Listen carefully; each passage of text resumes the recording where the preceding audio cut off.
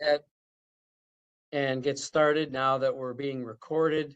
Yeah, I think we'll let a couple of others jump on here, but as they do, I know in looking at the participant lists that the Bryan caucus today seems to have us almost outnumbered. So apparently, if your name is Bryan, you have a big interest in the Illinois State Water Plan Task Force. But thanks everybody for joining today. I'll make my opening comments brief so that we can get right into some of the other items of business here.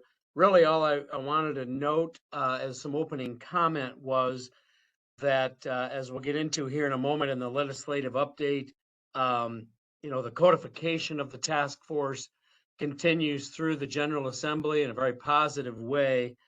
And what I've noticed really as part of this legislative session is a greater acknowledgement of the State Water Plan Task Force and a vision for what we are and what we could be. For example, um, there's a bill out there. It's the Wetlands and Small Streams Act. Now I think it's just the Wetlands Act that's being pressed by the Nature Conservancy. And in that original legislation, they were calling for the creation of an advisory committee to serve as part of that overall effort. And then the powers that be that were drafting that legislation began to realize that maybe the State Water Plan Task Force would be the better entity to name in such legislation as that advisory group, because it does involve, a collection of all the agencies focused on water and from the various perspectives. Similarly, there's another piece of legislation as an example that was focused on really asking the DNR to study a large number of aspects of the Kankakee River, everything from sedimentation to economics to job loss to flood flows to all kinds of resiliency measures. And again, that sponsor agreed to put that on hold pending the opportunity to maybe to have that discussion with the Illinois State Water Plan Task Force, coming to the realization that maybe we as an entity were the better group to bring those kinds of requests to, instead of just putting together legislation and throwing all of that onus on one agency or another. So really, I'm seeing that we're growing. Of course, there's always growing pains when we do that, but know that really because of the state water plan and the task force is getting that kind of greater recognition and acknowledgement of who we are and who we could become. So thank you to everybody who's been a part of this task force. It's really a credit to your work and your teams that have helped us grow in this fashion. So with that, I'm going to stop and turn it back over to Wes. Thank you. Okay, thank you, Lauren. And just a quick housekeeping so that we can document correctly. I see one call-in number. It is a 217 number. The ends in 65, just so that we can document everybody who's on this call. If you're able to unmute or see it's a call-in, if it's also a call-in that coincides with another name on the list, you can put that in the chat or just speak up. It'd be appreciated.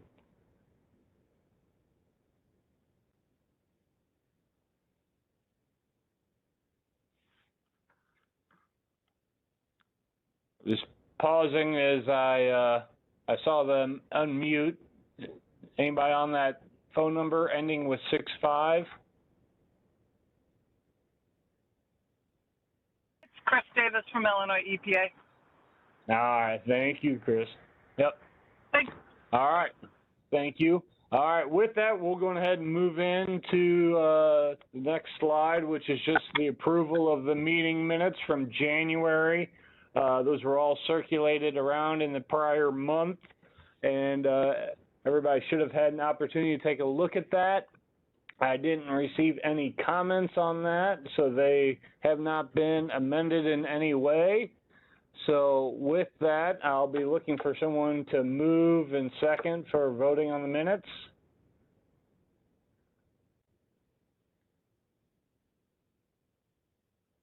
Tara McParlin moves. All right, Tara McFarland moves to vote on the minutes. Anybody second? Laura Kiefer, second. Thank you, Laura.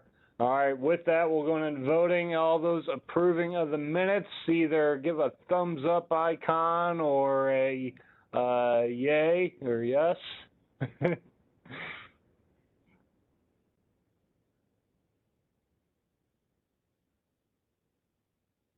And if anybody is opposed, go ahead and speak now with an A.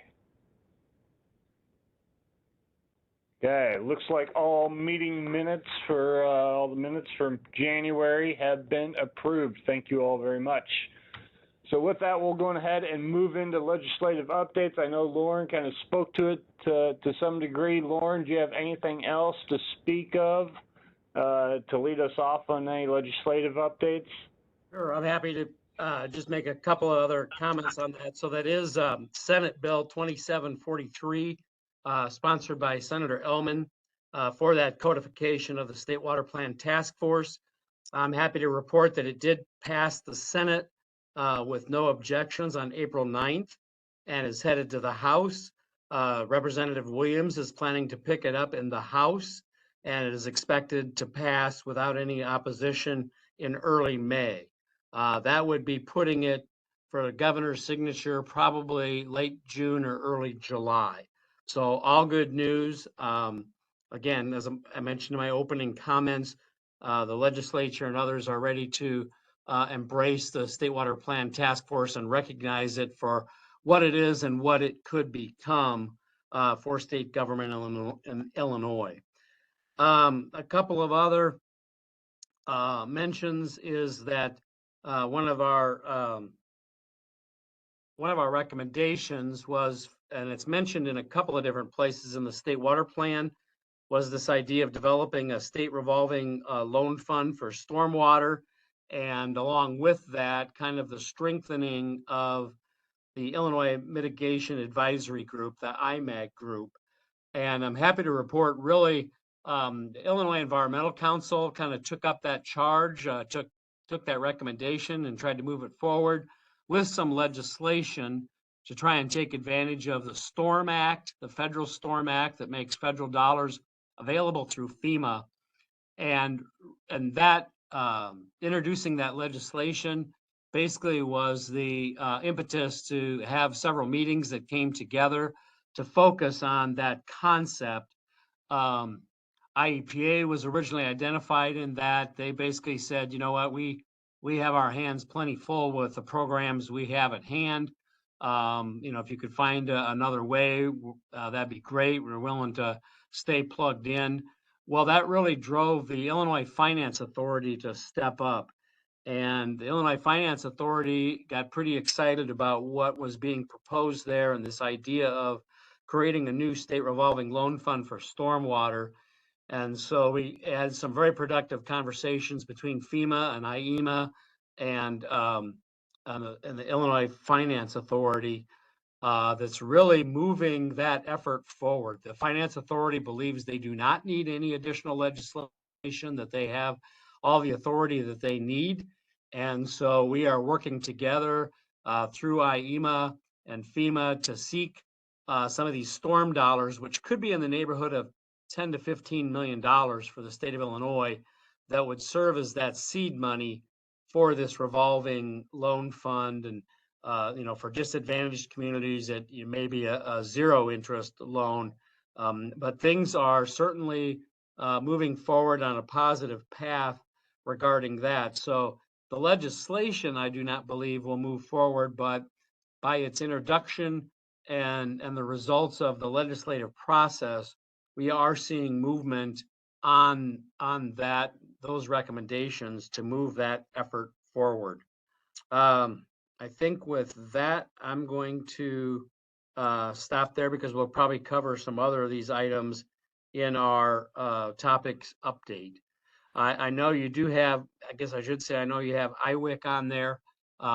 Maybe Glenn has more to offer there, but I know we haven't moved that legislation further, mostly because of wanting to have a little more substance to the development and costs associated with initiating that center to better prepare whoever would be testifying for that creation to be able to be well armed going into whatever committee meetings and or testimony that was called, or if somebody challenged that, to be able to have good backup information to deal with any opposition. So that at the moment is not going forward in this session, but certainly remains as an active effort to continue to move forward there. So with that, now I'll stop and see if there's questions. Thank you. Yes, thank you, Lauren. So I guess I'll open it up now if anybody has any other legislative updates that they want to share, or if they have questions on anything that was mentioned by Lauren. Please feel free to unmute and speak up. Thanks. This is Glenn. We'll concur with Lauren's statement regarding IWIC, and also inform folks that we are actually, we do have a presentation that's going to be presented at on May 6th at the iHotel for part of a conference that we're having for the Mahomet Aquifer, that there will be legislators present for, that Laura Kiefer and I and others at the Water Survey or NPRI are coordinating on that effort. And Lauren will bring you in on that very soon, I believe, just for awareness as well. Laura, is there anything else that could be added or should be added? No, I think that's good for now. This, bringing up IWIC is being mentioned in a larger context of studying the water resources for the state of Illinois in general, and especially with improved geology techniques that are being done. So that's what this May 6th conference is going to be about. But I think Lauren will be coming to that, if he doesn't know already. I think I'm speaking at it as well. So yeah, I think, or on a panel or something like that. Yeah, something like that. Yeah, that's all I got. I will, Wes, if I could, I forgot one other thing I was going to mention, and that is there is legislation in this session that again is moving forward, has passed out of committee, and I think is headed to either the House or the Senate here very soon, related to the National Flood Insurance Program. And that's being driven by the fact that, while communities across the state are required to have National Flood Insurance Program ordinances to regulate floodplain activities, the state itself is also supposed to have such an ordinance, and we do in the form of an executive order from, I think, maybe 2012 vintage. But FEMA said that doesn't really cut it anymore. You need to have basically a state ordinance that would apply to all other state agencies doing work in the floodplain that is in law. And so we have drafted legislation to that effect that becomes our state ordinance, very similar to what communities have across the nation, that would apply to all state agencies and entities doing work in the floodplains of Illinois. And it's really, we're not given a choice by FEMA. They're mandating that this legislation occur. And so we did get, sponsor, I think Senator Taylor, out of the Peoria area, he's been championing that for us, and that continues to move forward in a positive way. So I'll stop there. Thank you. Okay, thank you, Lauren. Does anybody else have any updates or questions? Hey, Lauren, I have a question. I know the task force, this is very exciting, and thanks for everyone's work on that. But from what I understood, there was no funding request as part of that codification. And just for the group, do we have plans to request funding, or are we still going to wait? I just wanted to know what your thoughts were. Absolutely. That's part of the plan, Tara, and thanks for bringing that point up.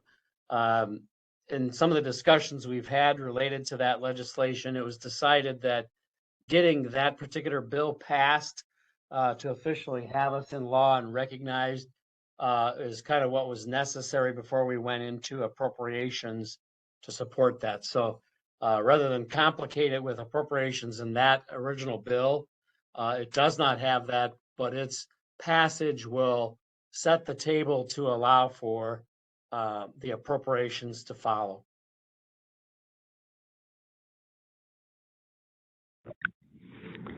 Okay, thanks, Lauren. Anyone else?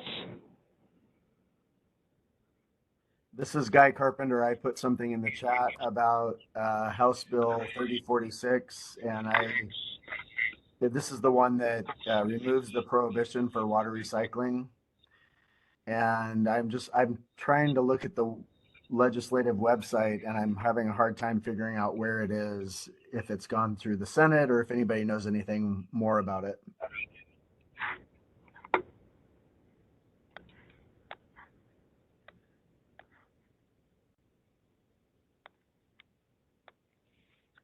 I'll leave that open if anybody can answer that question.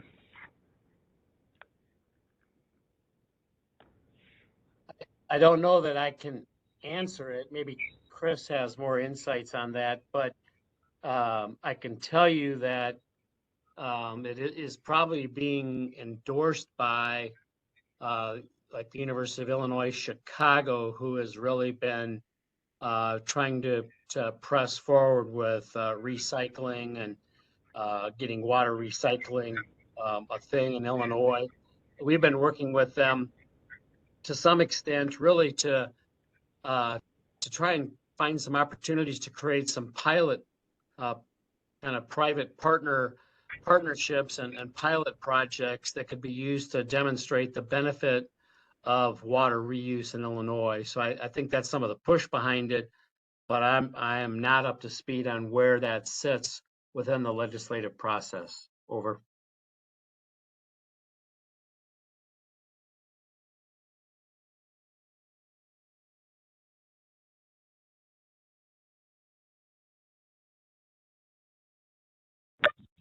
Chris, would you have any more information on that, or are you not tracking?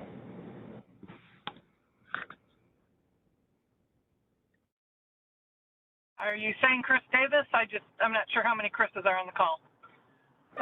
Yeah, unlike the Bryans, we only have one Chris. I'm aware of the campus. Okay, to be honest, I have not seen or heard anything on it this year, so I can't provide any information at all. Sorry. Okay, no, thank you. Just wanted to check before making the assumption and moving on. Okay, so I'll just open it up again once again if anybody has any questions or comments to the legislative updates.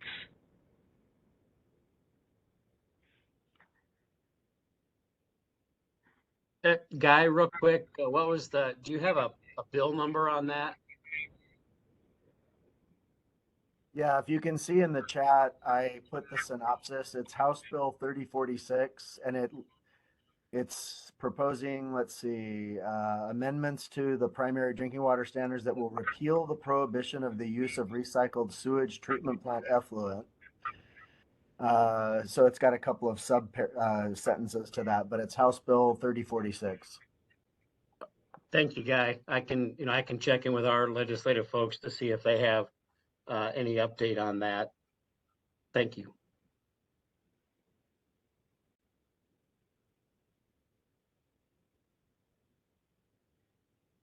Hey, any other questions or comments?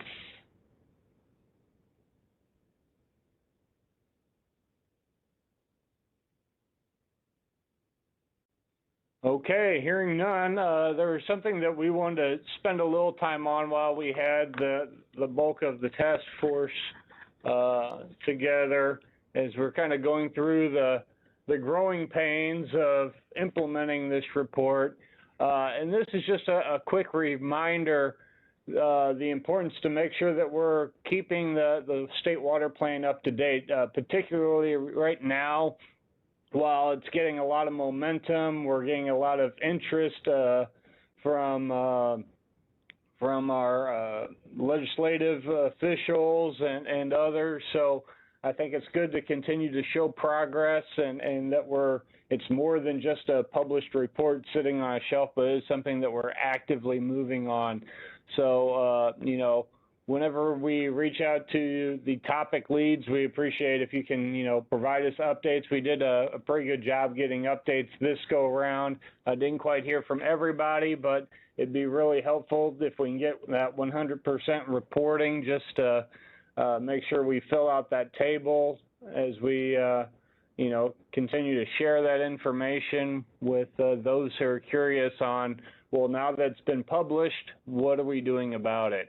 Again, making sure that we update those recommendations and update each of those tasks as well. We want to make sure that table is completely filled out, and we kind of are showing that we're making progress on those recommendations. So it's just a critical component as it's getting more and more attention, as Lauren said, as we continue to grow and move forward with the codification of the State Water Plan Task Force, and just continue the outreach effort on the State Water Plan. We find that it's gaining more and more traction. There's more recommendations being implemented, and there's just an overall growth and interest. So again, we just appreciate your willingness to review those quarterly and you know, send back that update to us.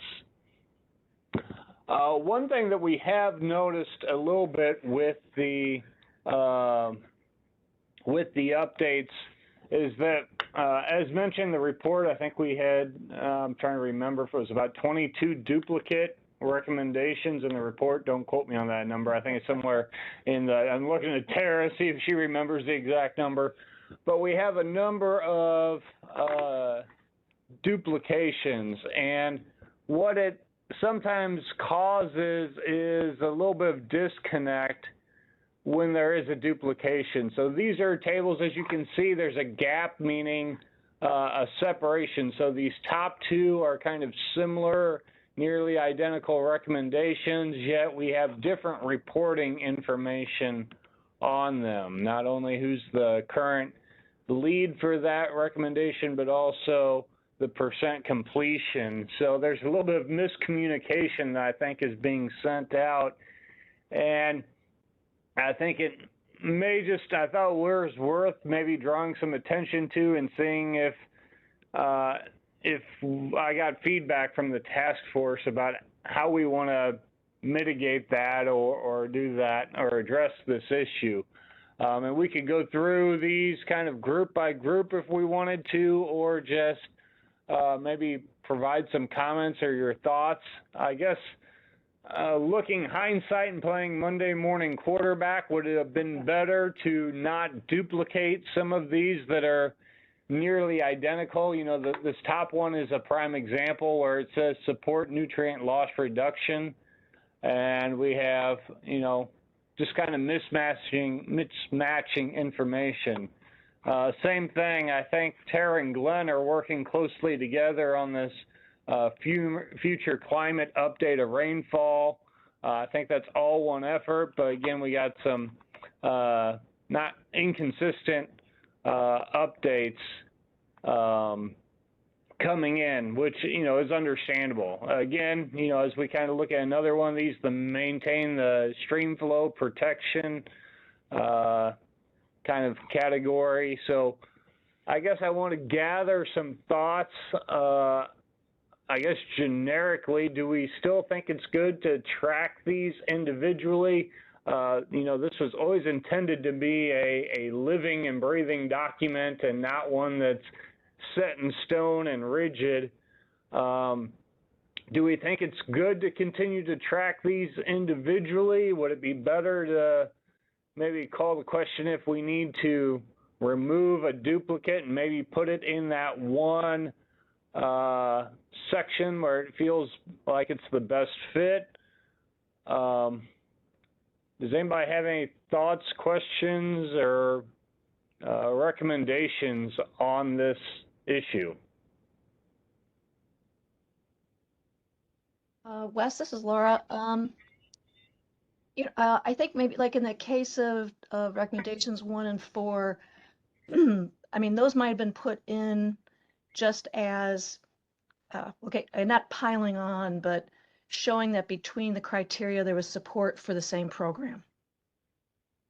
So it duplicated itself probably. But as far as like the other ones, I think you bring up a great point. I would like to see maybe the leads of each of these groups, are, like for, 13 through 1 there, for those people to get together offline and really kind of discuss what was the goals of those. And is there, Wes, is there an opportunity to maybe, if it really isn't duplication, to maybe reword these recommendations so they do stand apart from each other? Yeah, in some cases, I think that would be the case, Laura. In some cases, I think it really is the same initiative they're both trying to push forward. I know that Wei and myself and Brian down here at the very bottom have talked about this before, and I think it's the same effort that's trying to be taken. So in some cases, it may not be worthwhile to change how it's worded, but in other cases, such as you mentioned here in the second grouping between 13 and 1, where this may have different issues. One may be talking about water quality, one may be focused on stream for habitat, and those may be two different gauges altogether.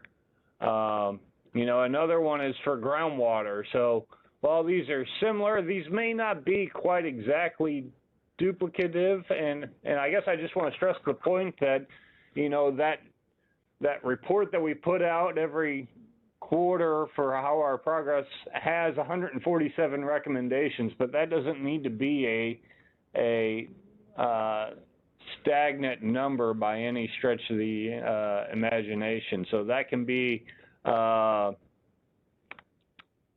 changed, modified, and I guess maybe I can send out an email for each of these groupings to kind of begin the conversation, whether that's a phone call that's set up at a later time, or the two leaders just agree to absolve this recommendation number or something like that. So maybe between 5 and 7, maybe we delete number 5 on this water sustainability and make sure that both individuals are in agreement with who's being that primary point of contact. I'll just scroll down. I got a couple, I think I got 2 pages. Here's the other set of duplicates. Again, some of these are nearly identical, or you could say they are identical.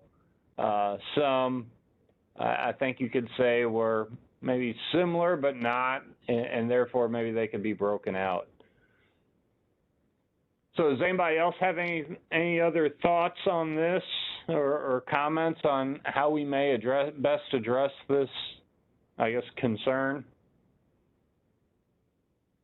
Will, this is Brian Metzke.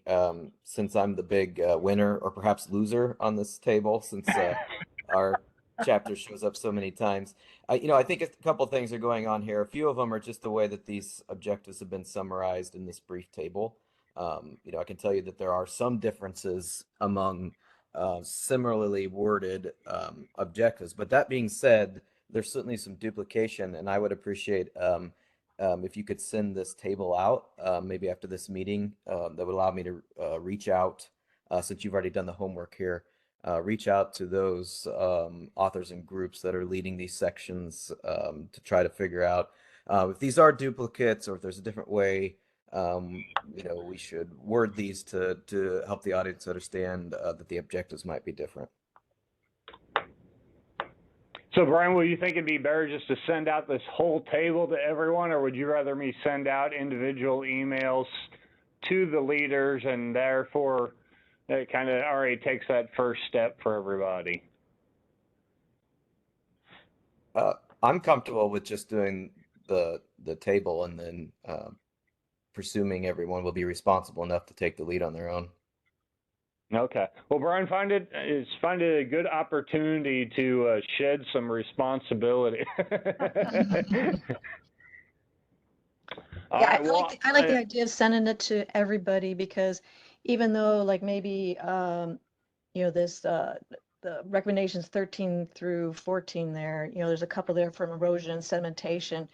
DOA was kind of the head of that, but we don't have a leader right now. But I know there were some of us that were in on those conversations that we would, like I would like to participate in that, just because, we contributed to it and can help with maybe an understanding or supply nuances.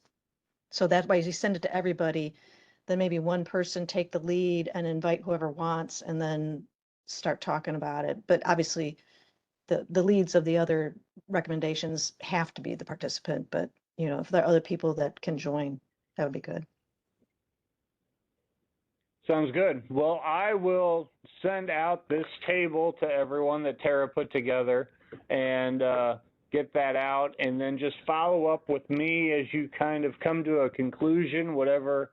I'd like to either make sure that, and some of these, as you see, like the 13, 1, 2, 13, and 14, this group, these may be already worded enough that we're not worried about them being inconsistent. But, when we have the same exact wording, it may be a good opportunity to decide if we merge these or if we reevaluate. But I think this one's already starting to, I think this was one of the bills that Lauren mentioned at the beginning of our meeting. So I think it kind of knits on the dime. So I will send out that table unless anybody else has any final questions or comments regarding that.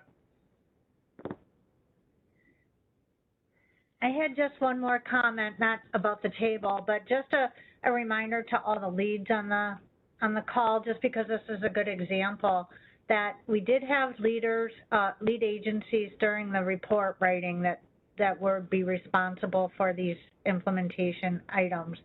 And I did notice that as we move forward, but like Wes said, this is a living and breathing document, and leaders can change. But I just want to make sure that you're not inadvertently changing your leader or your lead agency and not contacting that agency or that new leader, because as things go over time, it's easy to do that, and we don't want to be assigning somebody something that they didn't agree to do. So just take a look, maybe check back on your section that you're the leader, and make sure that you haven't reassigned something to somebody that you haven't spoken with. Thanks. Yeah, and I'm going to actually jump out of this PowerPoint real quick and jump over to the actual spreadsheet here. So, and for an example, we are often showing off this report for those who are asking about it, asking what's being done if we have a question on a specific lead or a specific recommendation. So just make sure when you send this out to try and fill this out to the best of your ability. And I've actually added, this was 2 columns that we used to kind of identify what this % completion was. These were developed during the report development stage of, we said, well, how are we going to measure our outcome? And I think that may have gotten lost in some ways, especially as we talk about, a generic comment like we're supporting this program.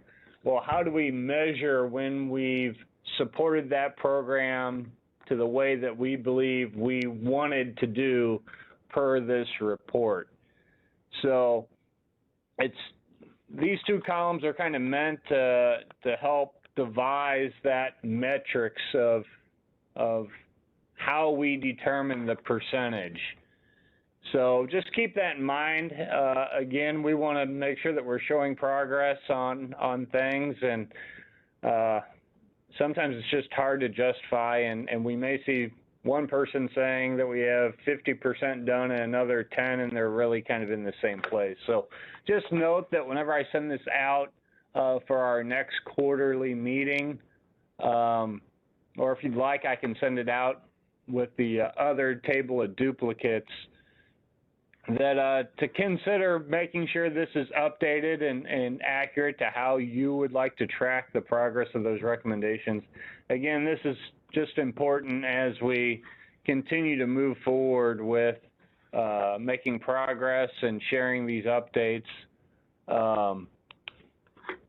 And I see a question here in the comment that we had from Brian, so let me go back to the PowerPoint here. Oh, shoot. Push the wrong button. So what's the difference between the lead agency and the published lead?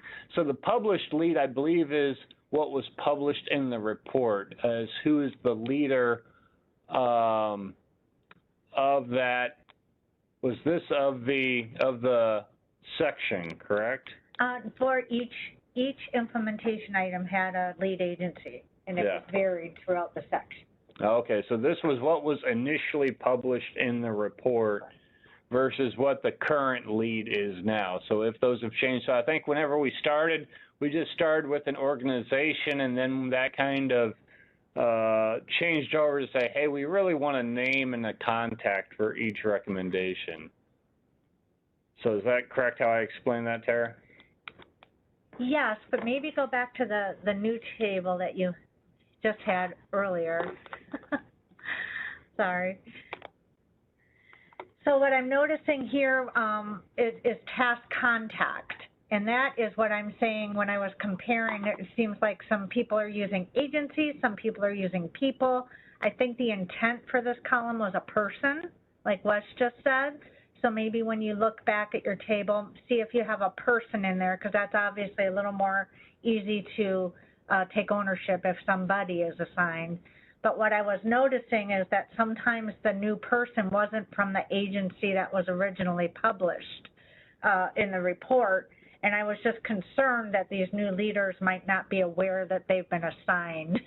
Yeah, so one example is like, well, Walt Kelly has now retired, so I'm guessing he's no longer the task contact for this recommendation. So just making sure those are up to date.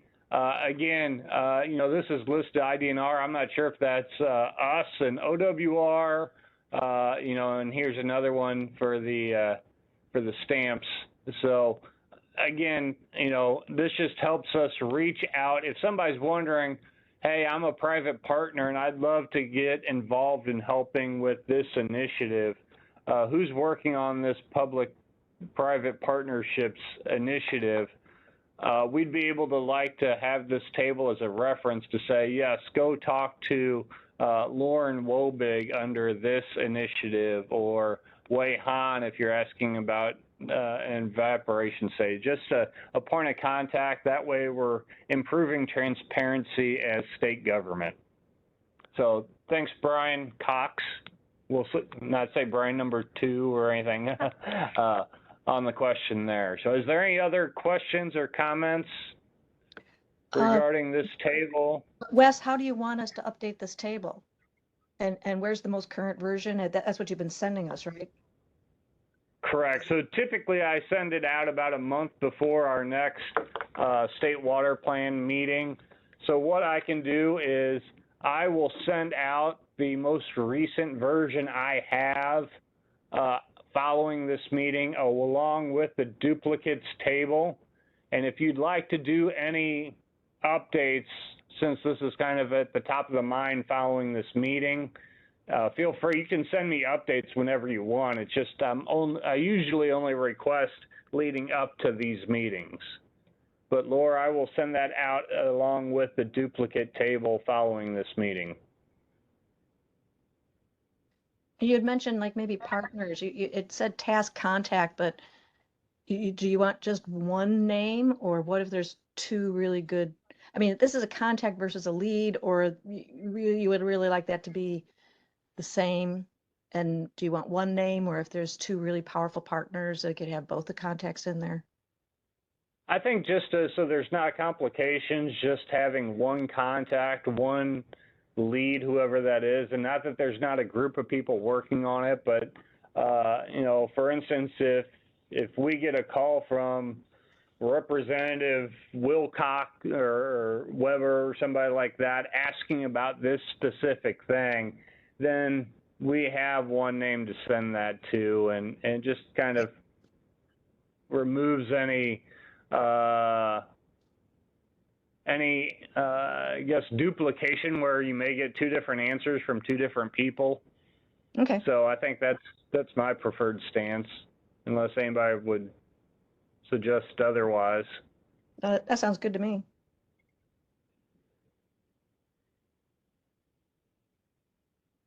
Any other questions or comments to the either the duplications or the recommendation status table?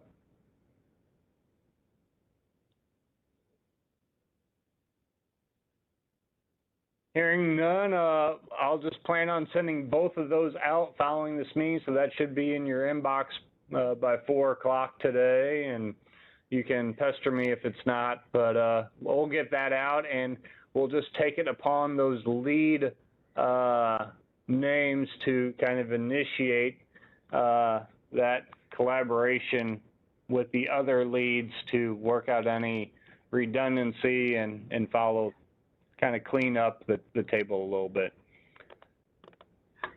So with that, I'm going to pick back up from where we left off and move in. Just a general summary. I like to give these updates just so everybody knows where we're at. We're still sitting at with 147 recommendations. We are now up to almost 60 of those had been started. Of those that have started, the average progression is nearing 30%, with an overall progression of all of them just over 10%. We had 9 of the 13 topics reporting, so that was actually pretty good.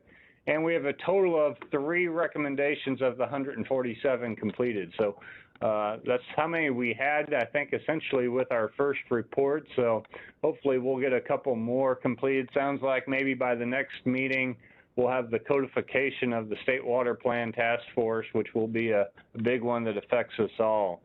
So again, this is just the progression as we've kind of moved over since implementing the report on where we've at and how we've progressed. So again, thank you again for those who've reported. This most reported with the exception immediately following the report. So again, with all the effort being taken and attention the task force is getting, it's really great to get those updates in from you all so that we can show good participation and good progress. So with that now, we'll just go, and again, we're not looking for an update on every recommendation, but if there's a significant milestone that was hit or anything that everybody believes would be beneficial to the group for activities for any of the recommendations, we'll just go through each of the 13 recommendations, and we'll start with Jeff if you have anything on water quality. Don't really have a lot of new to report. I mean, a lot of what is going on with this are kind of like generally ongoing activities that IEPA is working on, and so we're moving forward on them. I know nutrient loss reduction strategy folks are working hard on analyzing a lot of information about how things are going with nutrient levels in the waters. Non-point source program has a 319 notice of funding opportunity out there right now. And so we're hoping to get some good proposals. Due dates actually just extended to May the 15th using the wonderful Amplifund system. And we're also going to be having a green infrastructure grant opportunity, NOFO, coming out in the next couple of weeks. And then shortly after that, a 604 planning notice of funding opportunity. Monitoring season is starting up, so you see those people who normally go out in the summer just getting their sunscreen and other stuff ready, along with their other equipment to go out and find out what's going on with the waters. And also a lot of work going on the 303D list, updating that. We've got some new people who started working on getting that all together, so a lot of things going on with it. So I'll send it back on over. All right, thank you, Jeff. Any questions for Jeff? All right, hearing none, we'll move on to climate change. And Dave, I see you're with us. Do you have any updates on climate change? Other than the issues you mentioned at the beginning, such as IWIC, there aren't any major changes at this point. Many of our activities are looking for external financial support, and that continues. All right, thank you, David. I know we're making some good progress on a couple of recommendations that are currently under contract, and I think we'll be looking at another contract with State Water Survey to maybe develop a few more of those potentially. So any questions on climate change? Oh. All right, hearing none, I will move it over to integrated water management. Lauren, do you have any updates? Just one other, in addition to the legislation that we already talked about at the beginning of the meeting, recommendation number 3 applies to kind of our water loss and water system improvement plan programs and advancing, helping local communities to assess their water loss and implement their water system improvement plans. And OWR continues to work to develop really a water system improvement plan status in each community. And so we have some new staffing on board that's working on that. So we are making some advancements on that additional recommendation as well. Over. Thank you very much, Lauren. Next, we move to long-term funding. I don't see that Nadan is on the list. Does anybody else have an update that would be able to fill that? Yeah, this is Jeff Edstrom again. I think on this one of the things that I noted when you put up the recommendations that overlap, there's one for long-term funding on technology needs. And that one's we're looking at that as well as transportation. I know this has been an issue we brought up in the past about what's the direction on that. And so Wes, I'm going to talk with you and maybe Brian Metzke and Laura Kiefer a little bit about that one, and if anyone else, just to figure out the next steps on that, how to improve efficiencies and that, and also Brian McCoy from transportation was listed as the lead on that. I think that's one that I think it's a big one, and we need to get a better handle on it. Yeah, Jeff, I agree. I'll definitely be glad to jump in on that conversation. That's one of those where I think it would be good to have one person taking the lead, and it's a great idea for us to all come together and discuss what technologies we're implementing right now. And I don't know, we could even talk if that needs to be under, I almost see that as almost an integrated water management type of thing where we're all coming together to manage the technology we have. So definitely loop me in on that, and we can follow up at a later time. I'd be happy to lead that initiative if you're looking for somebody to do that. So thank you for the update. We'll talk about that. So sounds great. All right, any questions on long-term funding?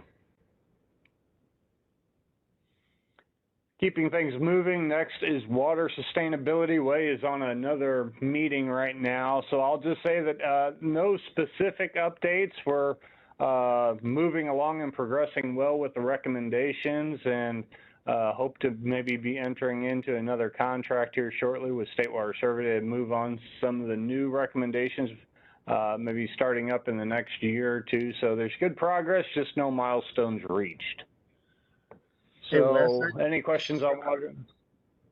Wes, this is Lauren. I guess I might just add in that we did, I guess kind of the door of opportunity opened via Deputy Governor Scudder and her team. They're looking to want to develop perhaps move some of the recommendations of the state water plan forward that come out of that water sustainability area, really kind of in response to carbon sequestration matters. And so again, met with her and her team, was that last week, along with PRI and some of those folks. So there's kind of an opportunity there in which we can lift up some of the recommendations out of the state water plan to their office. So just some encouragement news on that front, I think. Thank you. Yeah, Lauren, thank you for mentioning that. Yeah, again, we're got things in the works, and hopefully we have even more to come in the near future on that. But definitely making some great strides in the water sustainability section.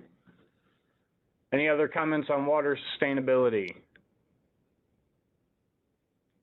All right, hearing none, we'll move on to our Lake Michigan section. I believe I see Meg on our call. Meg, do you have any updates for us? Sure. Hey, everyone. So, well, Anya's going to tag team with me here, but I'll just first, last week we hosted or co-hosted with the Corps a public input session around developing a shared vision statement for the Great Lakes Coastal Resilience Study, which was pretty cool. We had 85 participants who were engaged and gave feedback. So that was quite a feat. And Lauren taught us all about making good partnership sandwiches, which was very fun and engaging and got people thinking and talking. So we appreciated that.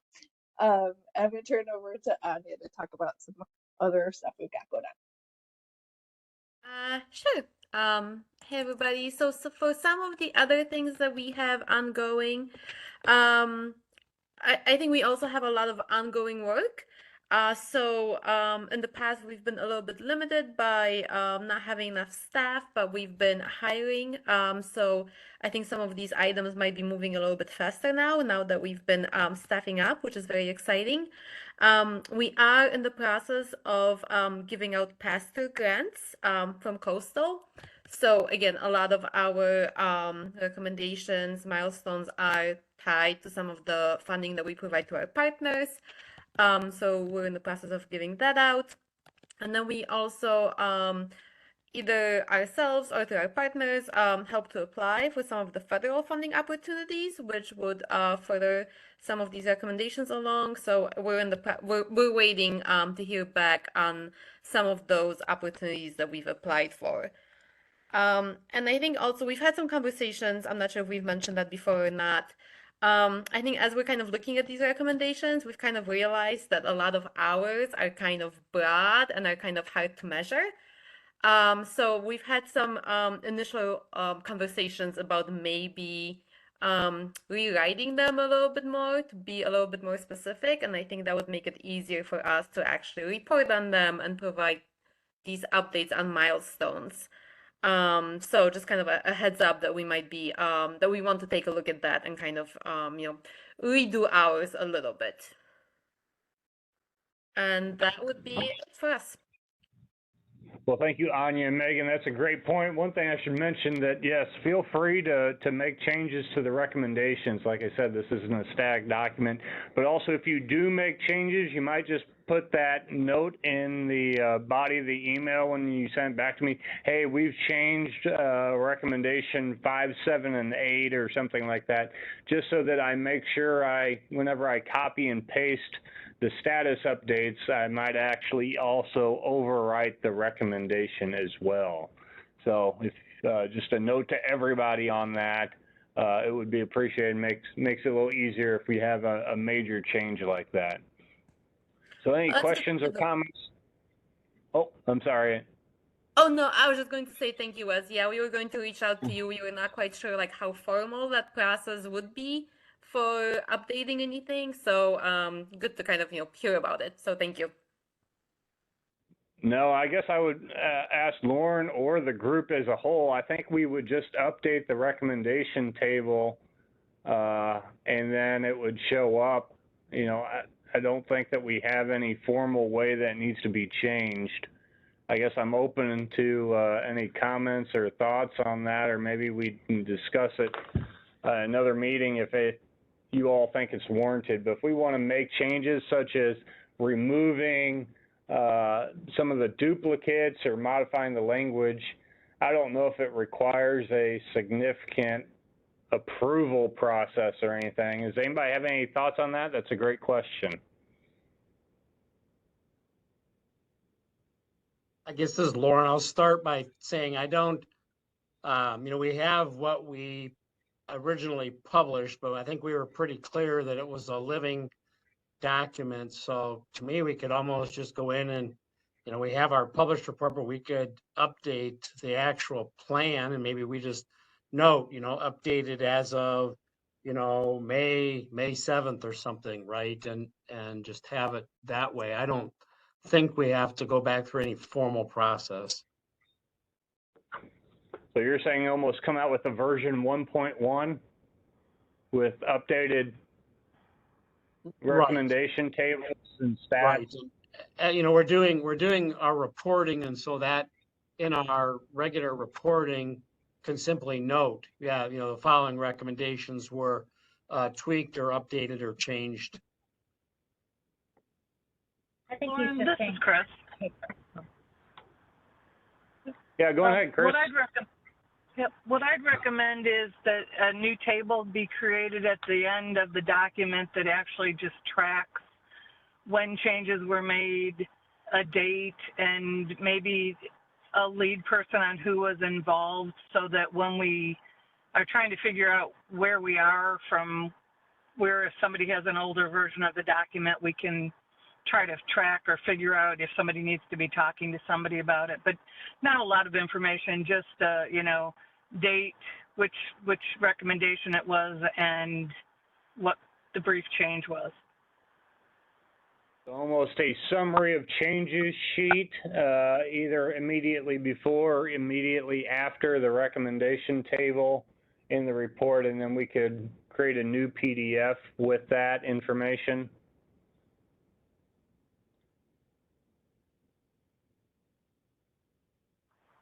Yeah, that sounds good, or it doesn't even need to be that formal. It just needs to be something that's available if and when somebody comes back and asks. Because again, when the document initially went out, the agency director signed off on it. There was something more official, so it would be good to be tracking it. It's a great idea, Chris. Thank you. Any other thoughts or comments?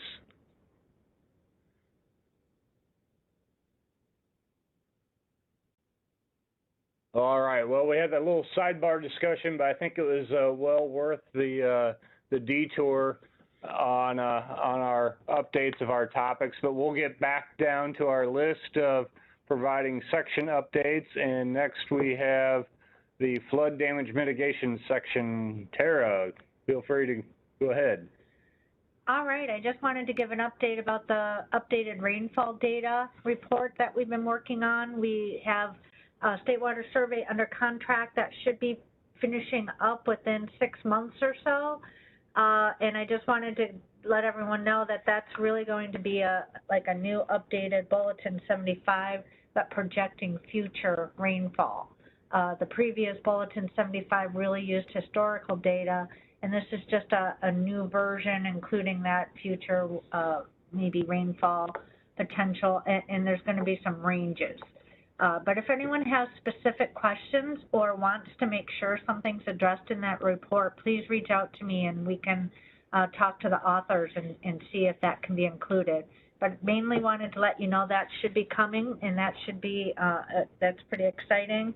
The other thing I wanted to mention, we did have an item about developing a pilot urban flood warning system, and that actually got completed last year. There was the city of Harwood Heights, and that was really ended up being more of a USGS project, and they took it over because they could roll it into an existing project they already were doing in that area. But needless to say, I get to count it as credit that we did it for the State Water Plan. But I'm not leaving it completely finished because I do want to come up with ways to see how we can apply that to other locations. So those were the two items that we made the most progress on. Thank you. Any questions for flood damage mitigation? Okay, hearing none, we'll move it over to Brian with the aquatic and riparian habitat section. Brian, do you have anything for us? Yes, Wes, just one update. One of the recommendations that we have in this chapter is the development of legislation and administrative rules to protect isolated wetlands, or at least those wetlands that are not protected by the Federal Clean Water Act. As Lauren mentioned at the beginning of the meeting, there has been legislation both in the House and the Senate that have been introduced to do just that by our partner organizations. My understanding is that that bill has gone through a couple of different amendments. I believe, Lauren, correct me if I'm wrong here, but the current name of the bill is was the Wetland Protection Act, Senate Bill 771, which I think it was changed to last week. So it's changed names and numbers a few times over the past few weeks. And again, the premise here is that wetlands that are not protected by the Federal Clean Water Act will receive protection through this legislation. The State Water Plan Task Force is named in that legislation as advisors to developing administrative rules. So there could be a role for this group in developing rules for the legislation. My understanding is that it's likely this will go to the floor for votes sometime in the spring session, but that's about the extent of my understanding here. Thank you. Thank you, Brian. Any questions for Aquatic and Riparian Habitat section? This is Lauren. I'll just add in that, yeah, through that whole process, the streams part of that got dropped out after some really good back and forth and discussion related to the regulation of that. And the other comment I would make, as Brian mentioned, you know, the State Water Plan Task Force being actually mentioned in the legislation, and in my mind, what I see, that doesn't mean that this, you know, this entire group is going to convene and have to develop, you know, ad rules for wetlands. But I see under our collective leadership, you know, that we would create various subcommittees for these kinds of tasks and focus areas, much like we did for the development of the state water plan, that would be accountable back to us as a collective leaders. But, you know, but we could assign subcommittees to carry out a lot of that kind of work for like developing the ad rule. And of course, if something of significance came back to the plan task force, then we would convene as leaders to address that issue. So just wanted to kind of touch on that since we were on that topic. Thank you. Thank you, Lauren, and a good discussion as well as it applies to the wetland legislation, but also probably other recommendations or actions in the future of utilizing subcommittees out of this task force to implement and move recommendations forward. Any other questions for Brian in the aquatics habitat section? Hearing none, Steve is not on the call. He had another obligation. He did want to mention that, again, the wetlands legislation being proposed moving through. And the only other thing was kind of a duplication of Lauren's comment about our meeting with the deputy governor and the interest in water regulations. And there was a lot of discussion about protecting groundwater and the Water Use Act of '83 and how well is it being implemented, and is it, you know, got all the protective measures it needs in it. So I think that may be just moving a little further down the line and getting updates, as I believe that's part of Steve's list of recommendations, is reevaluate that Water Use Act of '83. Any questions from Steve, or for me in Steve's place, I guess, on water use laws and regulations?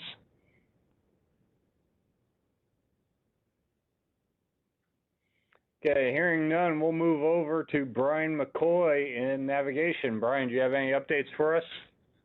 Yeah, first of all, can you guys hear me okay? We got you loud and clear. All right, very good. So I'm going to look at the top couple of priorities on the navigation section, and a lot of efforts have been rolled up into supporting the many federal grants that have been NOFOs have been released and supporting those efforts and trying to ensure that Illinois has an active participation in securing funding.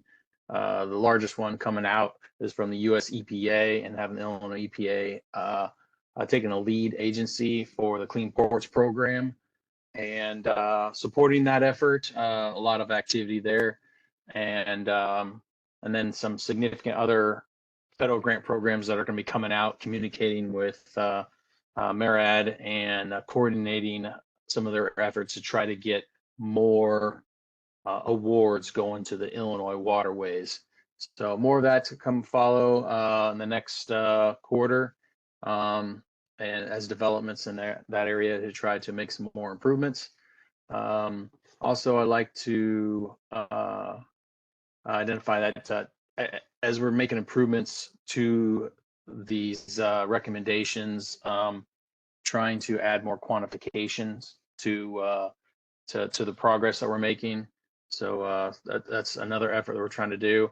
And we will follow up on some of the duplications that we see. A couple of the blocks is maintain and upgrade port infrastructure. So that crosswalks with another section, and is also adapt technology to streamline operations to save costs. We'll follow up on that. There is also recently been getting more information regarding the education and outreach for marine transportation in Illinois to see what kind of efforts and opportunities there are out there to bring that in. Hopefully we can identify some areas to improve in that area by next quarter. I'll open it up if BJ did have anything, if he's still on. No, there is one thing I wanted to bring up, and I don't know if anybody else on the call has anything to do with this, but when I was in Washington, D.C., a woman by the name of Maren Kress, she's a research scientist with the U.S. Army Corps of Engineers, and she was telling me that on like the Illinois River, there's some low coverage area of their LOMA network, their AIS system, and so I had reached out to her and asked her, what they were really looking for, and basically what they were looking for was for IDOT to identify potential sites or structures, bridges, different things that they could attach their LOMA equipment, their AIS equipment to. And we did reach out to all the districts that were kind of potentially had low coverage areas, and we provided them with bridge structures and other things, and then they ghosted us. So we went through a lot of effort and we haven't heard back from them. But I did send Maren Kress again an email this morning and haven't heard back. But we are trying to be good stewards and assist them in identification of these again structures that they could attach their equipment to. Do you guys do anything? Does anybody else work with them? Maybe she got over her skis too much, and somebody told her not to pursue it.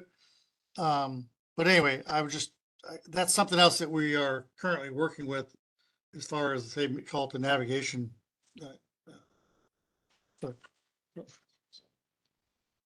Sorry about that. So I don't know if anybody else has any involvement in the AIS or the LOMA network, or potentially have any guidance as to whether we just kind of let that lie, or just reach out to them again and see if they're still looking to pursue to attach this equipment to IDOT or others' equipment. So anyway, out. So has anybody else had any involvement with the IAS LOMA equipment?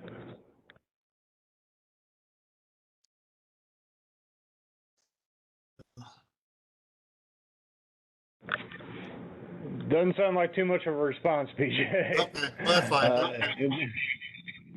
Yeah. So, okay, I just thought that, again, that's just something else that we kind of, one of those other duties is assigned that we thought we would try to assist them, but then, again, we did quite a bit of effort to identify structures and such, and then we haven't heard from them again, so okay. Yeah, we'll definitely Yeah, let us know if you get any follow-up or any more progress on that. Will Does do. anybody have any questions for either BJ or Brian McCoy on navigation?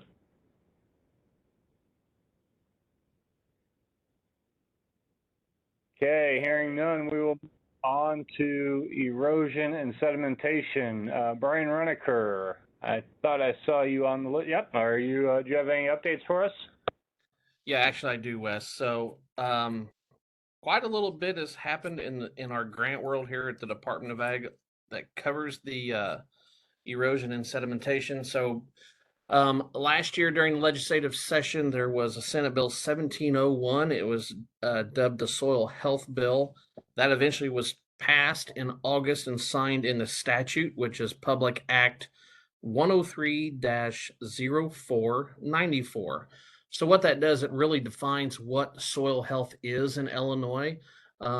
There's quite a few mechanisms within that involves the Illinois Department of Ag and the soil and water conservation districts. We're just now getting rolling on that, as when it was signed in the Public Act last fiscal year, there was no appropriated funds for that. Now we do have $250,000 in appropriations to get that Public Act up and moving.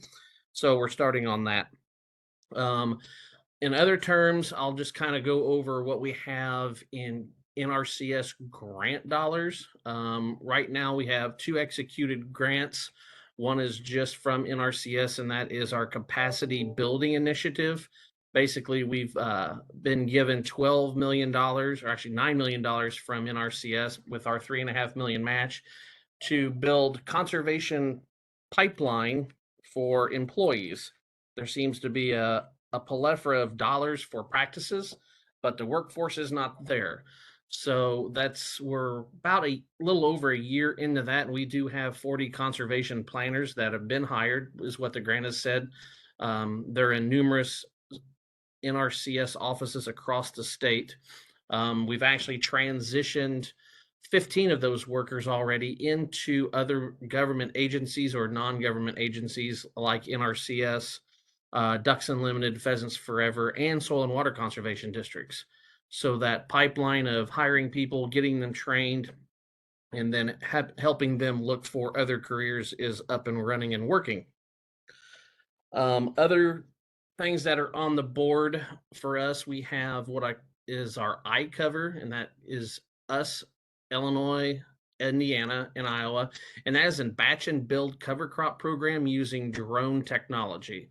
We're in the negotiation phases with that. Also, we have, I believe the iCover is a $15 million grant. We have our Sands County grant. It kind of just touches up in the Kankakee part. We're in negotiations with that. That's I believe like a $1.7 million grant. We have our own RCPP for conservation practices, roughly a $4.5 million initiative. And a big one that we have been working hand in hand with through Illinois EPA is for the Climate Pollution Reduction Grant Program, really aimed at greenhouse gas reduction. IEPA has submitted that at what we believe is $500 million grant. And with that, the department, if that was awarded, the department would receive 10% of that to help navigate and head off the greenhouse gas pollution sector with agriculture. So in total, roughly, we've got $60 million in awardance in federal grants. Our director is kind of give us an initiative to make sure that whatever state dollars we have within the Bureau of Land and Water, that is matched penny for penny. So the number on the board here, we're at about 44%. So we've made some good headway. I believe in December we were only at 31%. So like I said, we've got some other things on the board that are just beginning its throw it at the wall, see what sticks concept. So I'll take any questions about any of those grants that I just rattled off. Great, thank you, Brian. Does anybody have any questions or comments for Brian? This is Chris Davis. Hey, Brian. Who are you working with at Illinois EPA on the climate grant? JC Kibbe, Kibbey. Okay, thank you very much. Yep. I have just a comment while we've got Brian there that's kind of related, as we kind of prepare for the Illinois State Fair, here at the Illinois DNR, we are gonna have a climate change focused tent along with water controls. And so we're anticipating getting, for example, IFSM's, stream table and some of that. So Brian, I guess while I have the opportunity, I'd open it up to see if Department of Ag has anything that they would like to, add in or contribute or volunteer to help run maybe the stream table during the fair and give that perspective. So that call goes out to anybody, I guess, on the State Water Plan Task Force that would have some insights related to, water control and or climate change impacts to the fields that we practice in. Feel free to reach out to either myself or Tara McParland with any of those ideas. Thank you. And Lauren, just to comment on that, I believe we're supposed to have a rainfall simulator set up over there. Great, thank you. Yep.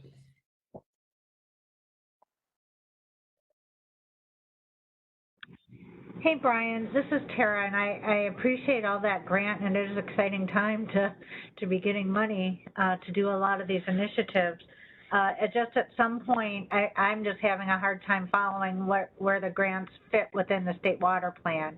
I know money is money, and that is great, but at some point, just to see specifically how, if there are, number one, in your section, erosion and sedimentation, if there's grant options to help move those along, but on the same token, your topics sort of covered some of our other main tasks. So if there are other opportunities, just definitely keep telling us about those opportunities.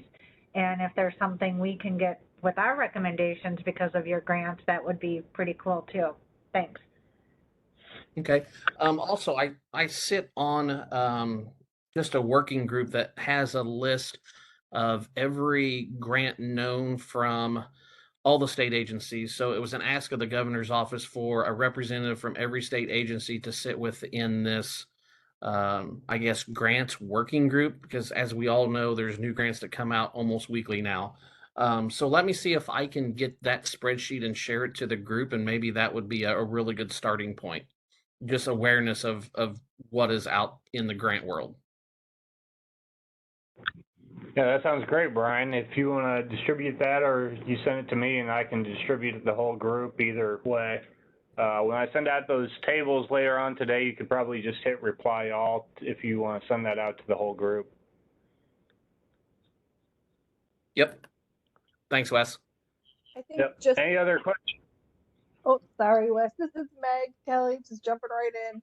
I also just wanted to follow up on what Brian was talking about. So the coastal team also has a lot of federal grant opportunities coming through, and we're also, I think, sitting on similar working groups that Brian was just mentioning. And as a part of that, we're putting together a web page on our website for partners like the folks on this call and beyond who might be interested in those opportunities. So Brian, happy to continue to coordinate with you and the working group to make sure that we're capturing all those and then share out the web page so it's accessible to folks here and to partners on the ground.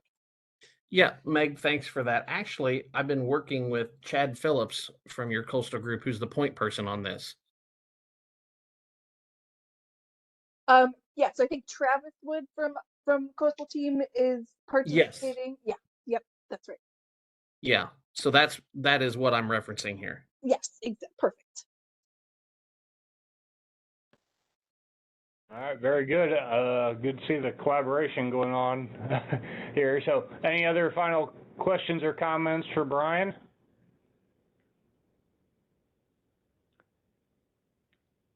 Hearing none, we'll move on to data management. Laura, do you have any updates for us?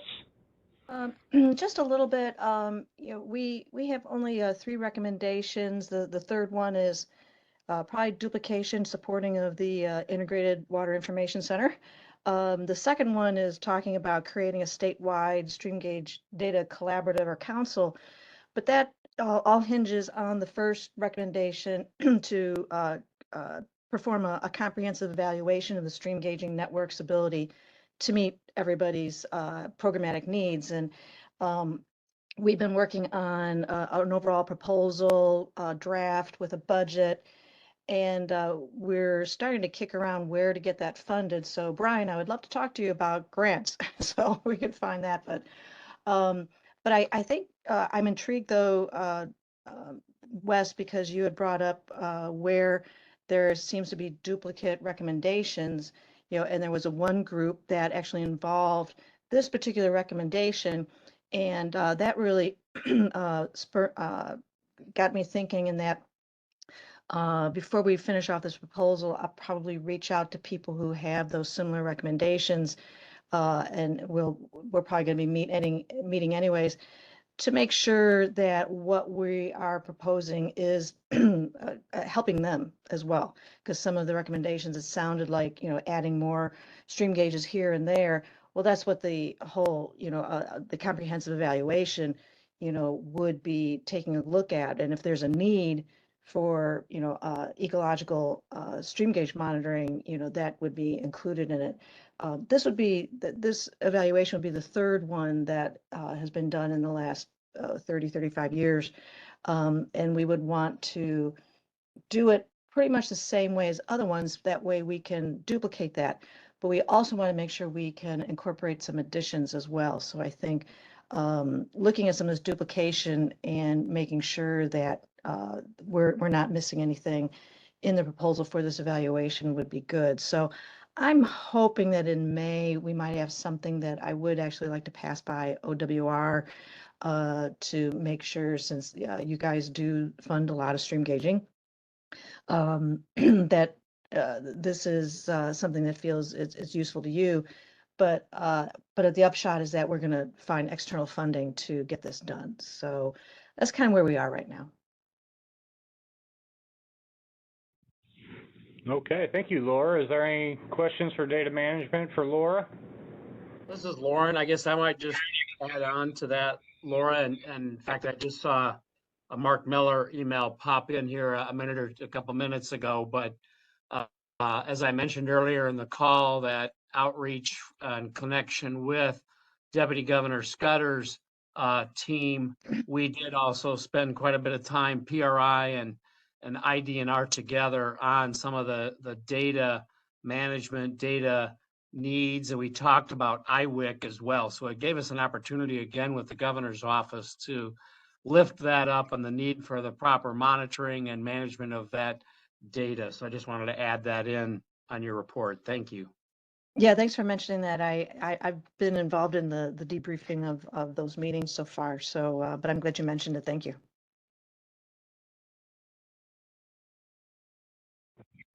Okay, thank you. Any final questions or comments for Laura?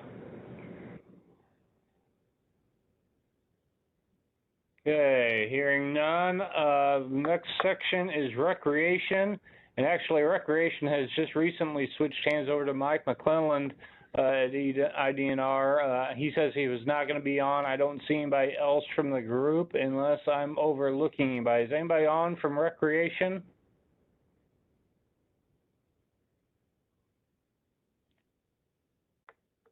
Okay, I didn't think I saw anybody on the list, so I guess that will wrap up our section round robin, and we'll just go on and see we're getting close to the 3 o'clock hour. So just want to open it up and kind of start doing this now. If anybody has any of our task force members, first and foremost, have any new business or anything they'd like to propose to the task force itself, any recommendations or any comments, I just want to kind of open it up for a general discussion from task force members.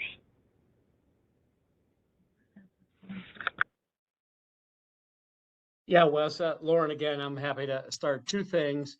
First, an update from Guy's question earlier in the meeting. He was asking about the water reuse legislation, House Bill 3046. That bill has passed both the House and Senate. I believe that IEPA is still offering some comments of concern related to that bill. I am not familiar directly with that bill.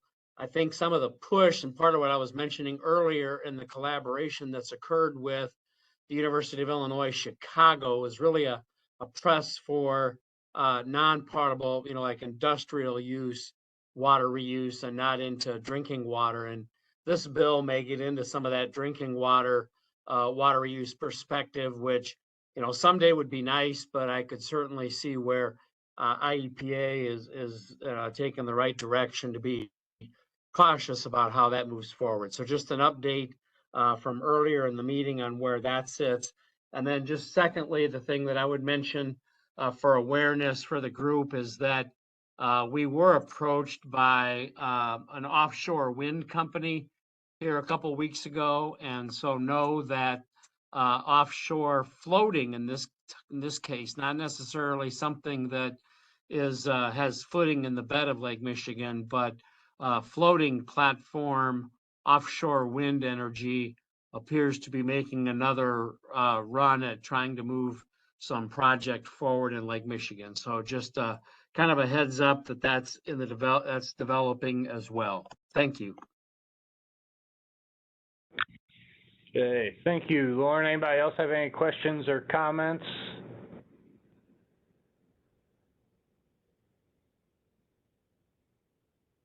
Okay, not hearing any. I wanted to allow, because this is an open meeting, if there's anybody from the general public looking at the list. I don't believe that's the case, but I do want to provide the opportunity for if anybody from the general public is on and would like to share any questions, comments, or concerns.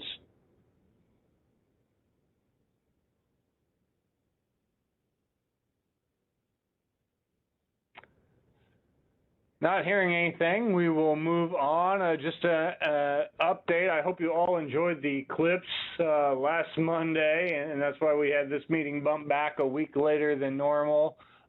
Next meeting would be July 8th. I know that is kind of the week of 4th of July. Well, actually, it's not 4th of July, it's the previous week. That's correct. So I think that's why we looked at even pushing it to July 8th so we didn't run into 4th of July week.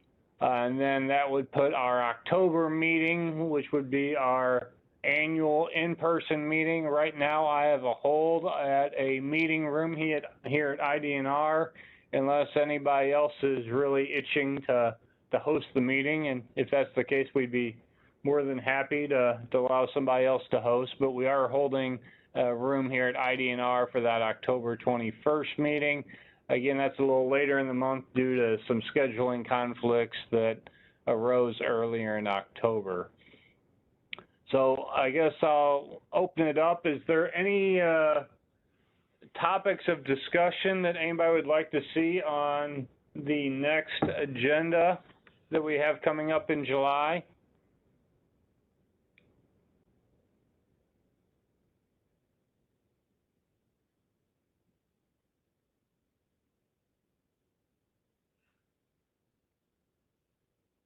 Not hearing anything, we'll definitely be putting some minds to that to see. I know with the passing, or what we'll be optimistic that we have the codification of the State Water Plan Task Force. I know one idea Lauren and I had been kicking around is putting more of a formal structure in place for voting rights and how that comes to be, and various other administrative portions of the task force that we've kind of move forward with without too much structure. So there could be a discussion for that, as well as we'll kind of see how things go on the refining some of these alternatives. We might give an example of how we're going to document that, and make sure the group is all in agreement with that. Is there any other, I guess, opportunity for closing comments or concerns, thoughts, final opportunity to Just speak up if you have anything on your mind.